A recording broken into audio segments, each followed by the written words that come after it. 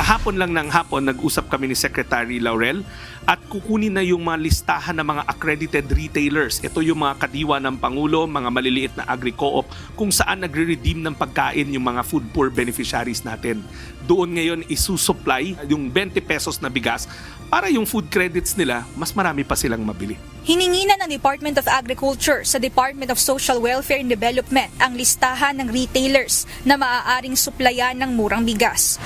Dito nakabili ng pagkain ang mga benepisyaryo ng Walang Gutom program sa pamamagitan ng 3,000 food voucher na ipinagkakaloob ng DSWD. Ang mga itnuturing na food poor beneficiaries na kadalasang gumagamit ng food commodities mula sa DSWD registered o accredited retailers ang maaaring maka-avail ng 20 pesos na kada kilong bigas na ito. Nagsa-start na. Binigay na namin yung listahan sa Department of Agriculture and they're now going to make sure na yung mga retailers na to, around 1,000 of them for now, makatanggap na ng murang bigas para yun ang maibigay naman nila doon sa mga food poor nating beneficiaries. Malaking tulong ang murang bigas na ito para sa mas marami pang supply ng pagkain ang pwedeng mabili ng mga benepisyaryo sa food redemption.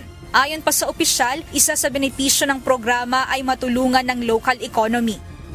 Sa hiwalay na pahayag, sinabi ng DA na inaprubahan nito ang kahilingan ng DSWD para sa ahensya na mag-supply ng 490,000 na sako ng bigas mula Hunyo hanggang Disyembre.